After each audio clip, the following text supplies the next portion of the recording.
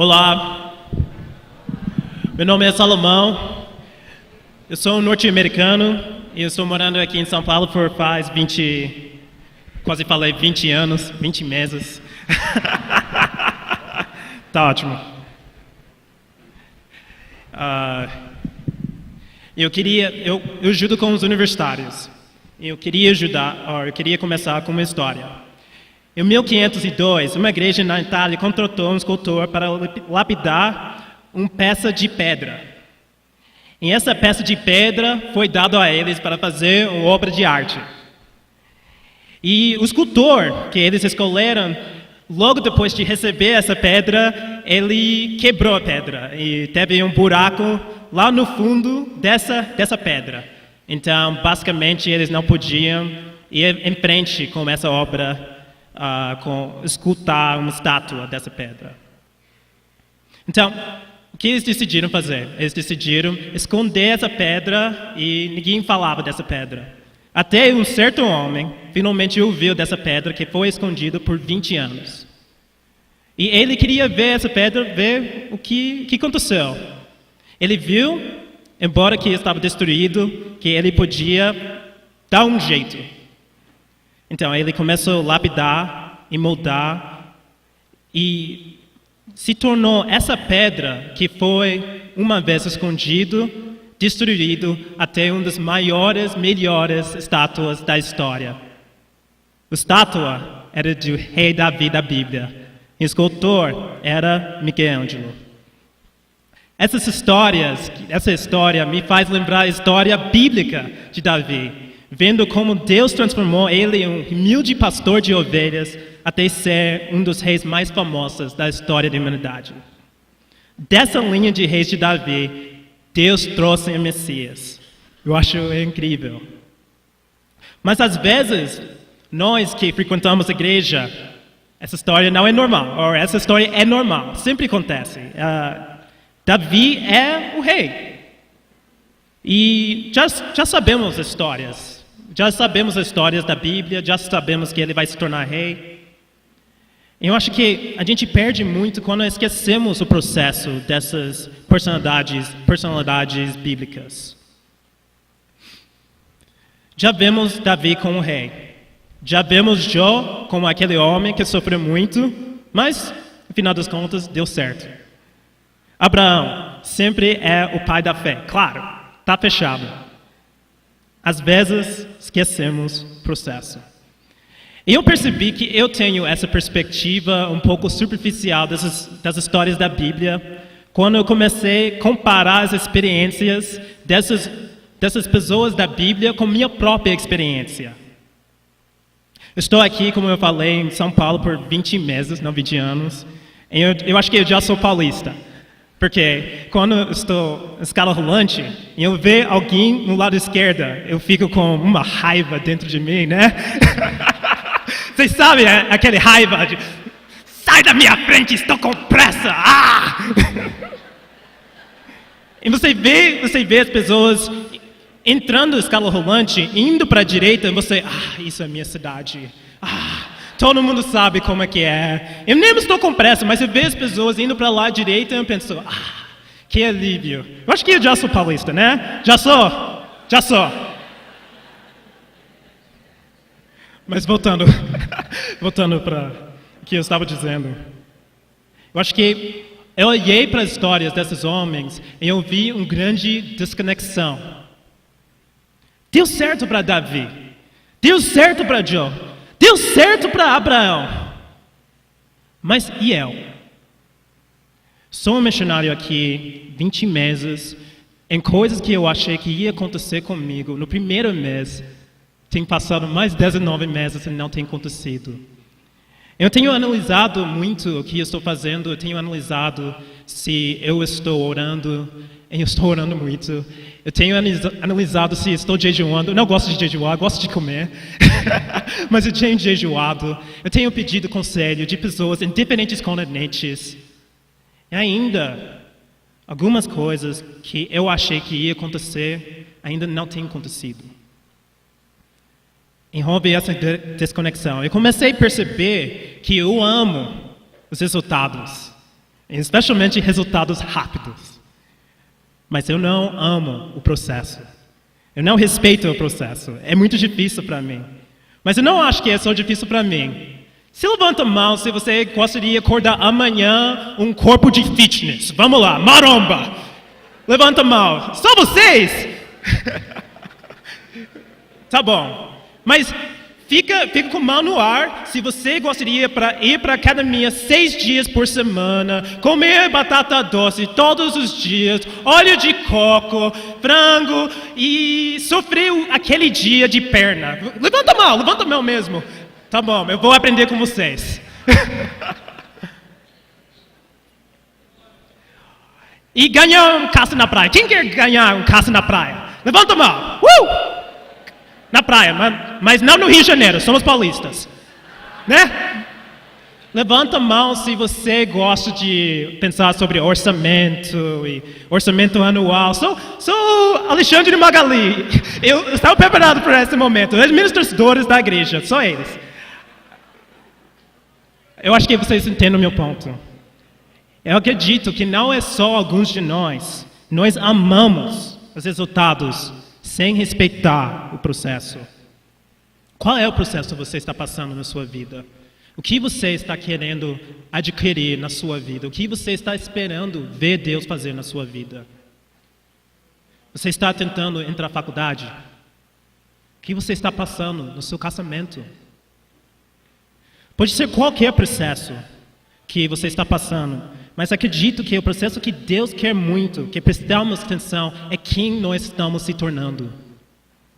Eu acho, se você for destinar todos os pequenos processos da vida, vai se tornar um processo grande. Você vai ver o processo grande que Deus está fazendo na sua vida, em que Ele quer para todo mundo. E essa processo é a construção de caráter. Acredito, você nem precisa acreditar em Deus para saber que caráter é importante. Caráter é quem você é quando ninguém está olhando. É quem você é com as pequenas decisões. Talvez quando ninguém vai te julgar, falar uma coisa, é quem você é na essência. Quando eu falo de caráter, não estou dizendo que tem que ser caráter boa. Tem pessoas com caráter boa, ou tem virtude, caráter boa, mas pode ter caráter ruim, depende muito, como eu falei, nas suas decisões pequenas. Eu acho que um dos maiores exemplos de caráter que a gente pode ver em como Deus construiu o caráter fica em 1 Samuel 24. Vocês podem ir lá comigo. 1 Samuel 24. Eu vou orar. Pai, te agradeço por esse dia, obrigado que a gente tem uma oportunidade, um privilégio de estar louvando a Ti, reconhecendo Você como Pai para todos sempre. Eu amo essa música pensando da imensidade que você é incrível, grande, poderoso, Senhor. Eu oro que podemos refletir enquanto podemos crescer nosso caráter, Senhor. É uma área que eu estou esforçando muito para crescer, Senhor. Eu sinto que essa pregação é realmente para mim, porque é difícil construir caráter. Eu oro que podemos ser uma igreja de pessoas, homens e mulheres, de caráter. Também me ajuda no meu português, que eu possa comunicar de uma forma clara. Te agradeço por essa oportunidade. Amém. Para dar um pouco de contexto, Davi era ungido para ser rei quando ele era jovem. Deus decidiu usar essa jovem para ser rei de Israel. Deus tinha rejeitado o rei Saul, por causa Saul não queria que Deus seria o rei dele. Ele era um líder maluco, arrogante, autoritário, cheio de raiva, inveja. Em Davi, em um dos momentos de covardia de Saul, se tornou um herói nacional quando ele matou matou Golias. Uma grande batalha. E por causa do talento de Davi, ele começou a trabalhar no palácio de rei Saul. Nós vamos começar em 1 Samuel 24, versículo 1. Quando Saul voltou da luta contra os filisteus, soube que Davi estava na região deserta que fica perto da fonte de Gedi. Então escolheu 3.000 dos melhores soldados de Israel e foi com eles procurar Davi e seus homens a leste das rochas dos cabritos selvagens. Saul chegou a uma caverna junto de alguns curais de ovelhas perto da estrada e entrou ali para satisfazer suas necessidades. Aconteceu que Davi e seus homens estavam escondidos mais no fundo da caverna. Então Saul ouviu que Davi não está em Gede, que significa que ele não está mais no palácio. O que aconteceu? Saul tinha inveja de Davi. Ele tentou matar Davi. E Davi está tentando salvar a vida dele. É por isso que ele está numa caverna. Davi, depois de ter ouvido de Deus, depois de ser chamado rei, depois de ter tudo feito para uma vida incrível, está escondendo uma caverna. E ele agora é o maior inimigo do Estado. E Saul, com dinheiro público, os melhores soldados, tudo feito, está indo para procurar Davi. E quem está com Davi é um grupo de pessoas que a Bíblia fala eram todo mundo com problemas. Todo mundo que não era feliz, que estava endividado, todas as pessoas não felizes da vida estavam com ele. Eu posso imaginar ele ouvindo essa gente reclamando. Por que não pode ser mais fácil? E às vezes a gente é assim. Por que não pode ser mais fácil, Deus? Trabalho, faculdade. Meu relacionamento contigo, Deus. Por que não pode ser mais fácil? Não era para ser assim. Não era para eu sentir assim, Deus. E no meio dessa confusão, Deus transformou Davi em um dos melhores reis da história. No meio de ser perdido, abandonado, quebrado, Deus fez ele ser um dos maiores reis da história da humanidade. Eu acho que a caverna pode representar uma metáfora em nossas vidas. Pode representar um lugar que a gente não consegue ir mais com nossas próprias forças. A gente não consegue ir além. A gente está tirados de nossas forças. Caverna é onde nossos corações estão revelados, porque a gente está tirados das zonas de conforto. A caverna é a academia de caráter. É onde supostos reis abandonaram Deus, e pastores de ovelhas acharam Deus. Abraão e Sará, eles passaram 14 anos esperando um filho. 14 anos. Você pode imaginar 12 anos, 13 anos. Deus falou pessoalmente com Abraão, você vai ter um filho. 10 anos, 11 anos, 12. José passou 12 anos na prisão em Egito e foi acusado falsamente. Ele não sabia quando ele ia sair. O povo de Israel passou 40 anos no deserto. Toda aquela geração, não ser que 2, morreram no deserto, porque eles não eram comprometidos a Deus. Esther, morou em um palácio de um rei maluco, alcoólatra. Saul também passou tempo nas cavernas, escondidos dos filisteus, mas é onde ele decidiu fazer coisas com a própria força dele e foi rejeitado por Deus. Jesus, eu acho que passou por essa caverna, 40 dias no deserto, foi tentado, mas superou toda a tentação.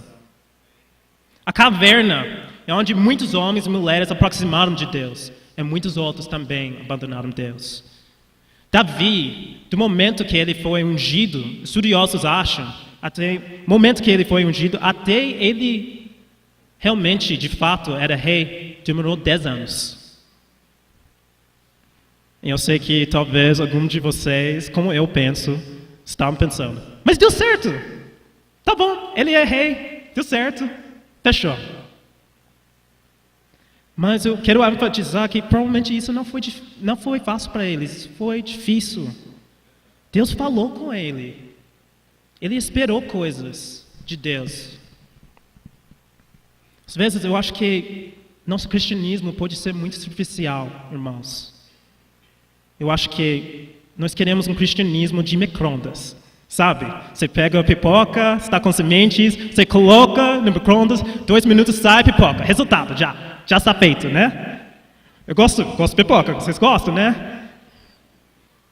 Mas nós devemos gostar do cristianismo assim. Davi passou meses, em anos, derramando o coração dele para Deus.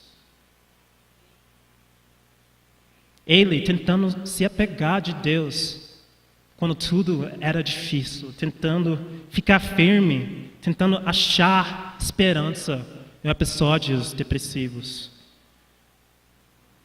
É isso construir caráter. Ninguém vê isso no seu Instagram. Sabe aquelas histórias de Instagram 24 horas? Sempre tem coisa boa, né? Ninguém vê esse tipo de momentos. De quem nós realmente estamos se tornando. Deus fez ele o maior consolador de corações partidos da história, através dos Salmos. Deus usou muito esse período de Davi. Eu tenho certeza, se você está no momento caverna, Deus quer usar a sua vida também com esse período da sua vida. Não é à toa que Deus está deixando você passar para esse processo da caverna. Eu acho que esse lugar da caverna, esse lugar seria o lugar da maior vitória de Davi. Maior do que a derrota do urso, maior do que a derrota do leão, maior do que a derrota de Golias. Vamos adiante descobrir em versículo 2. Então, eles disseram a Davi: essa é a sua oportunidade. O Senhor Deus lhe entregaria seu inimigo. O que você poderia fazer com ele como quisesse. Então, Davi se arrastou de mansinho até onde estava Saul e cortou um pedaço da capa dele, sem que ele percebesse. Imagina, esses homens, eles sabem, eles são os homens endividados, infelizes, eles estão na caverna. Eu não sei se eles são um exército treinado. E você para em comparar com Saul, os 3.000 melhores soldados. Eles estão marchando pela Israel, tentando achar Davi, com toda a nobreza. E você é um desses soldados. E você está pensando, qual é a chance a gente vai ganhar contra Saul? Como que a gente vai fazer isso? E aí, eles estão pensando isso, você está pensando isso, como que eu vou ganhar? Isso é impossível ganhar. E você olha em frente de você, ali, Saul está fazendo necessidades. É um pouco cômico, né? Um pouco comédia, eu acho. O que você acharia? O que você pensaria? Eu sei que os amigos de Davi estavam pensando. Eles estavam pensando, a gente está aqui por muito tempo. Vamos fazer algo. Eles estavam pensando os dias que eles estavam livres, fazer o que eles quiseram. Eles estavam pensando sobre a família deles, que eles deixaram para trás, porque agora eles estão andando com o maior inimigo do Estado. Ele está aqui, esta é a sua oportunidade. Esses homens têm sofrido muito para estar com Davi. Eles têm sonhos. Davi tem sonhos. Diante dele é a única coisa para ele conseguir o sonho. Se Saul não existe, ele é rei de Israel. Única coisa. Ele só precisa matar Saul e todos os sonhos dele são realizados. Todos. Tudo que ele queria na vida, se ele só mata Saul, está feito. Todos os sonhos são realizados. E olha, não são sonhos ruins, são sonhos espirituais. Está vendo? Deus chamou ele ser o rei. Deus chamou ele ser um soldado que ia ganhar respeito de uma nação. É Deus que está querendo isso. Esta é a sua oportunidade, Davi. Vai lá! Então ele foi. Ele cortou um pedacinho da capa de Saul. Talvez um sinal de desrespeito, né? E quem sabe que Davi estava planejando depois disso. Mas ele percebeu algo. Vamos continuar em 1 Samuel 24, versículos 5 a 6. Mas aí a consciência de Davi começa a doer, porque ele havia cortado um pedaço da roupa de Saul.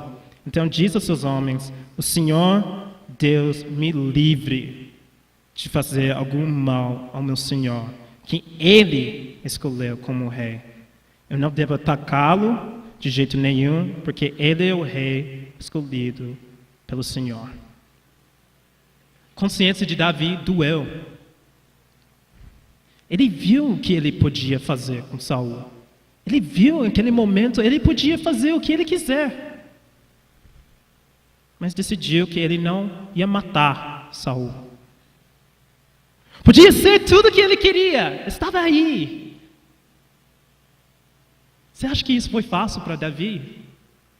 Obedecer Deus de verdade. Talvez não teria consequências. Saul era um rei maluco. Ele não era um rei bom. E Davi era herói nacional. Então, a comparação um pouco melhor. Talvez as pessoas nem iam opor Davi se ele fez isso. Talvez as pessoas até iam ficar felizes se Davi matou Saul. Essa decisão pequena, essa coisinha, essa injusto. Vou ajustar um pouco o caminho de Deus, um pouco aqui. Não vai doer, vai ser só essa vez. Você já falou isso? Já pensou isso? Vai ser só essa vez. Vai ser ótimo para a minha carreira. Vai ser ótimo como as pessoas olham para mim. Quem você é na escuridão de caverna? Onde não tem consequências imediatas para suas decisões. Ninguém vai te julgar. Ninguém vai saber das decisões que você faz. Quem você realmente é.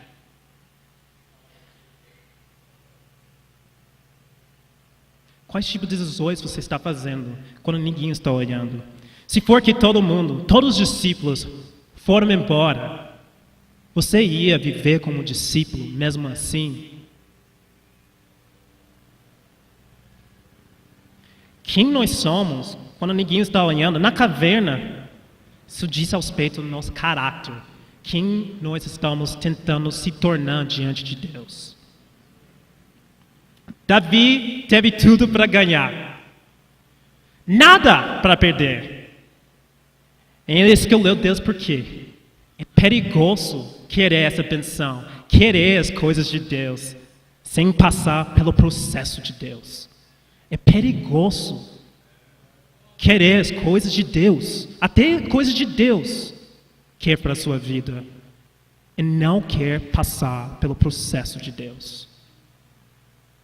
Respondemos: só a cozinha, só a cozinha. Não vejo problema nenhuma. Só essa igreja em casa eu não vou. Só esse estudo bíblico eu não vou participar. Só essa vez eu não vou evangelizar. Só essa vez eu não vou confessar a minha pureza. Suas decisões pequenas mostram se você está construindo um caráter voltado para si mesmo ou voltado para Cristo. Você vai deixar sua vida ser moldada por Deus ou aceitar sua vida ser construída pelo pecado? Qual a decisão que você fez para a sua vida?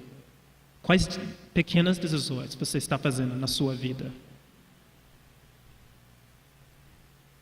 Quando Davi estava diante de Golias, todo mundo estava torcendo. Davi, Davi, Davi. Golias estava lá, estava confuso, não sabia porque esse menino ia brigar contra ele. Ele matou ele, todo mundo, Deus estava lá, provavelmente no céu, Mas aqui, Saul quer matar Davi. E também os homens querem matar Saul. E ele tem uma decisão para fazer aqui. Não é todo mundo no lado dele. Não é todo mundo no lado de Deus, até. É mais complicado. É por isso que isso é uma vitória maior do que Golias, porque ninguém, talvez, ia ficar bravo com o que ele fez. Ele podia fazer só uma coisinha, e tudo ia dar certo na vida dele. Vamos ir para o versículo 7. Assim, Davi convenceu seus homens de que eles não deviam atacar Saul. Então, Saul levantou-se, saiu da caverna e seguiu seu caminho.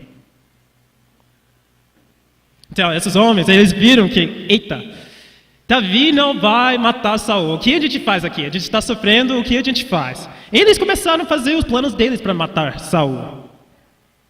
Aqui fala que Davi convenceu eles não matar Saul.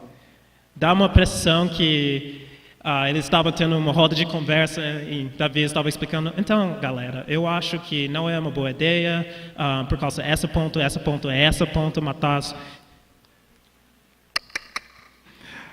Aqui, essa palavra convenceu em hebraico acontece em outros lugares da Bíblia. Em Juízes 14, 6. Um outro exemplo dessa palavra convenceu. Mas o Espírito do Senhor fez como Sansão ficasse forte, com suas próprias mãos. Sansão despedaçou o leão, como se fosse um cabrito. Porém, não contou nem a seu pai, nem a sua mãe que havia feito. Aparentemente, Sansão não estava ouvindo essa pregação, porque ele estava fazendo as coisas nas trevas ainda.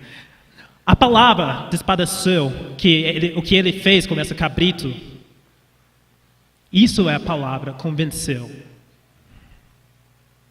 Isso foi uma roda de conversa?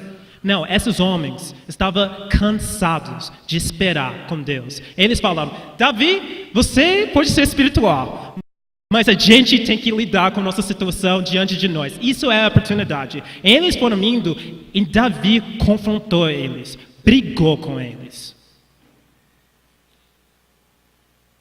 Ele impediu com força. Porque Davi estava mais preocupado quem ele se tornaria se ele deixasse isso acontecer. Se ele mata o Saul, ele é igual a Saul. Saul fez coisas injustas para Deus. Davi queria ser um rei diferente. Se ele deixou as outras pessoas matar Saul, ele ficou quieto aí. Mesma coisa. Está complacente com o pecado dos outros. Isso é sério também. Ele se tornaria Saul. Eu acho interessante porque nesse período de 10 anos que Davi estava sofrendo por causa de Saul, é interessante porque ele foi chamado a ser o rei, mas Saul ficou. Mas eu acho que Deus fez isso para removendo Saul, não só de ser rei, mas do caráter de Davi, que Davi jamais tornaria como Saul. Isso é a razão que eu acho que Deus demorou a fazer isso. Ele removeu o Saul dentro de Davi, para ele não se tornar similar de Saul.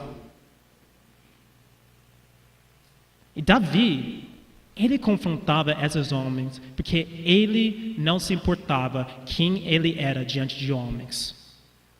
Ano após ano, a razão que esse homem é o homem segundo o coração de Deus, porque ele se importava quem ele é diante de Deus, e não outros homens. E por isso ele confrontou os pecados dos outros. Ele não passou mão pela cabeça desses homens.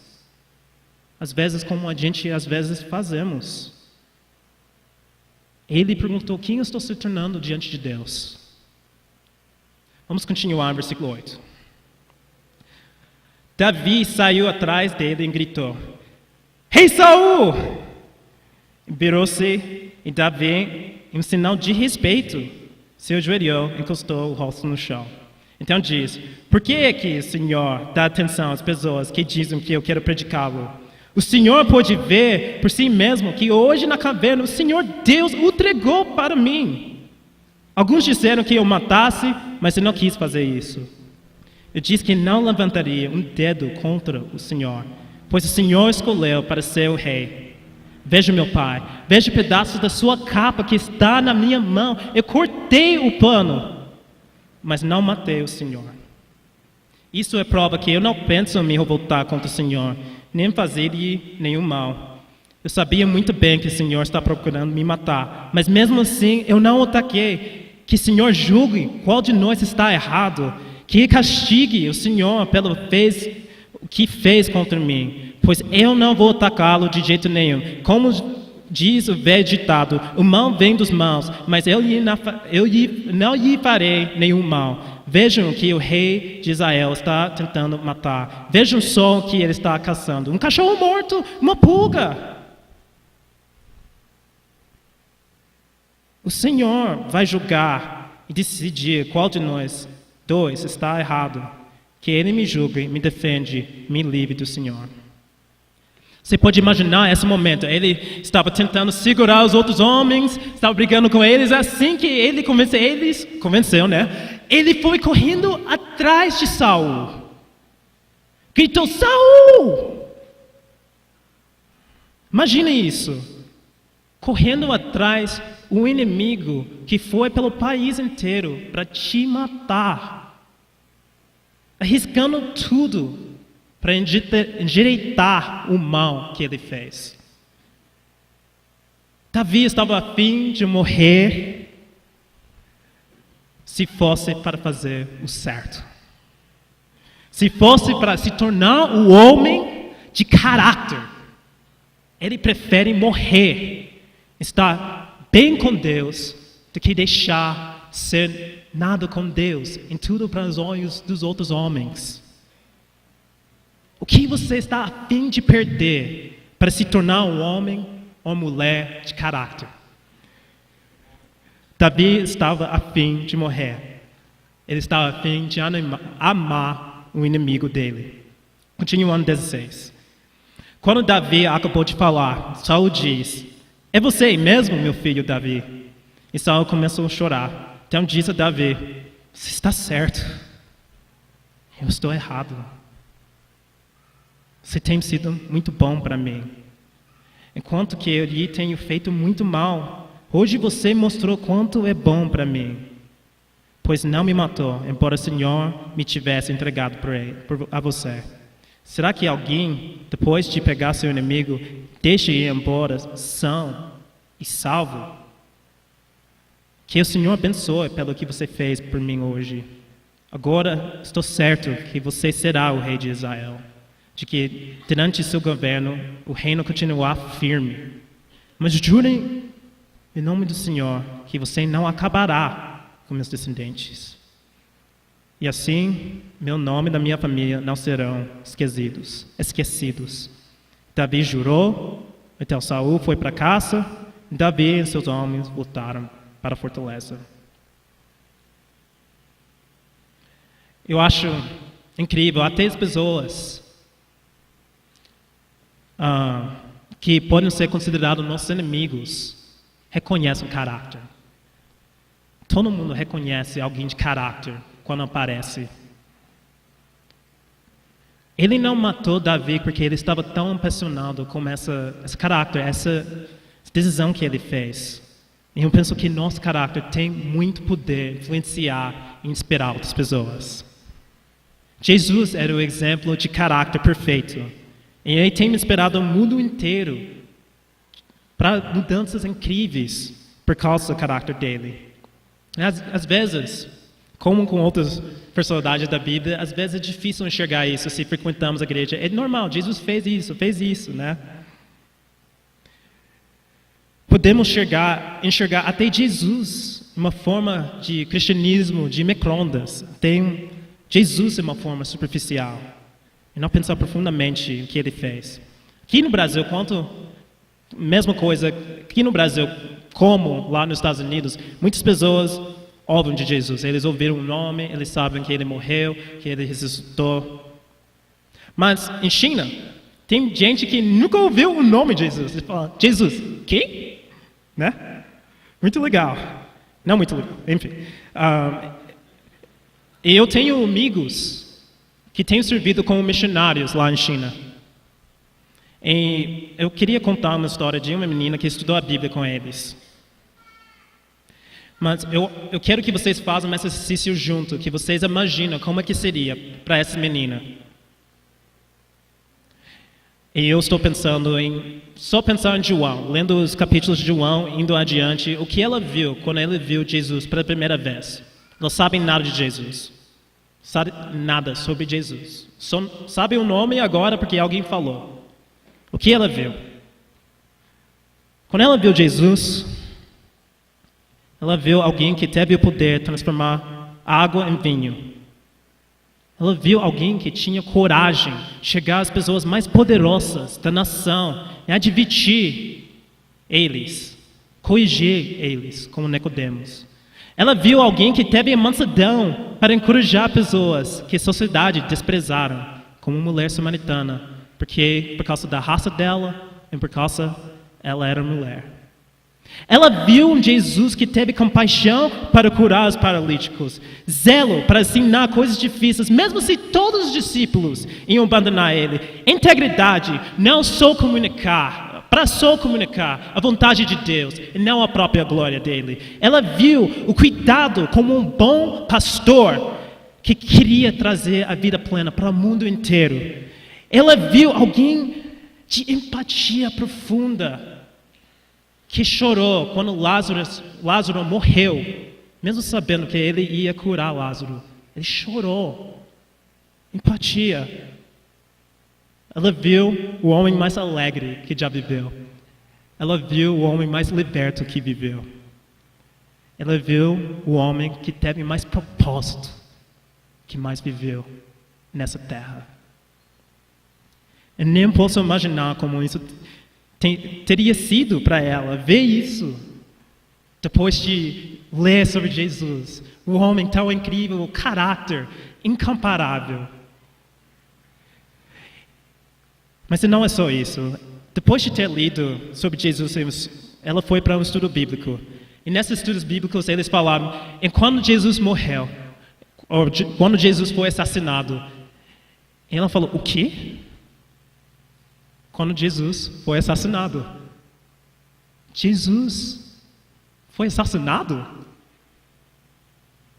E eles falam, sim, Jesus foi assassinado, ele morreu. Lembra, ela não tem esse contexto que ele morreu, ressuscitou, nada.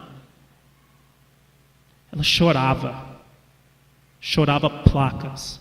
Ela estava soluçando. E ela não conseguiu entender como um homem tão justo, o homem mais alegre, o homem mais incrível que já viveu nessa terra, morreu morte injusta.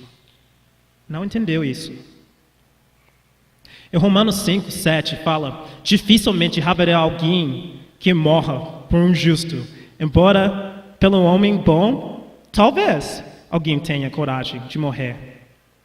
Eu penso quando Davi, com todas as suas imperfeições, teve muita coragem de correr atrás de um justo para amar seu inimigo, mesmo se pudesse morrer, Davi viveu.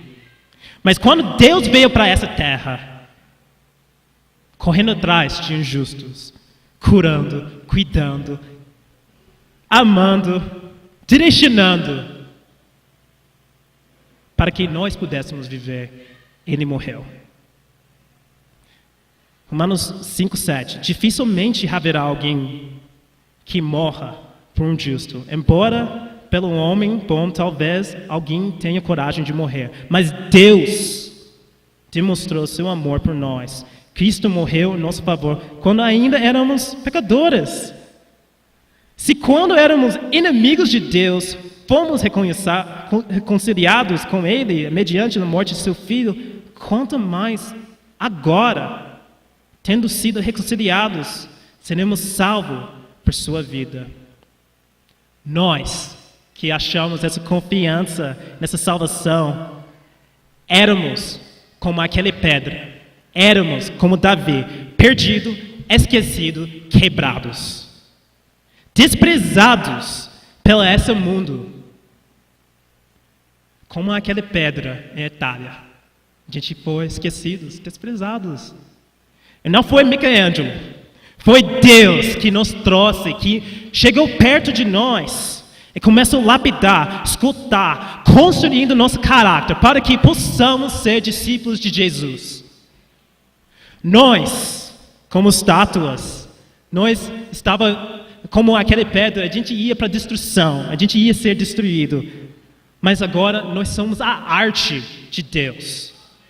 Nós somos esculturas, estátuas, moldados para caráter, pelo caráter de Cristo. E nós refletimos a glória dele. Seu caráter é importante. Você precisa confessar seus pecados, irmãos. Vocês precisam tomar decisões sérias sobre seu caráter. Você precisa decidir, acordar, se você está dormindo espiritualmente. Seu caráter é importante, porque cada artista deixa uma marca, mostrando que a obra foi dele. Você, a marca desse caráter, é seu caráter. A marca dessa obra de arte, dessa artista, é seu caráter. É seu caráter que vai fazer as pessoas questionar no seu trabalho e querer estudar a Bíblia. É seu caráter que vai ajudar as pessoas nessa cidade, perto do seu bairro. É seu caráter, moldado por Jesus, que vai transformar esse mundo, essa cidade. O alvo não é para ser perfeito. O alvo é que possamos constantemente deixar esse processo acontecer conosco. Deixar esse processo de Deus nos moldar e construir nosso caráter, dentro ou fora da caverna, para que possamos parecer cada vez mais como Cristo. Amém. Vou orar. Pai, muito obrigado por essa noite. Obrigado que estou suando está chegando aos meus olhos. Mas obrigado que nós podemos pensar sobre como possamos crescer nosso caráter. Eu sei que você quer mostrar coisas incríveis para as pessoas ao nosso redor através do nosso caráter, especialmente mostrar quem é seu filho e como eles podem ter um relacionamento mais profundo com ele. Em teu nome eu oro, te agradeço, espero que todo mundo chegue bem em casa, com segurança. Amém.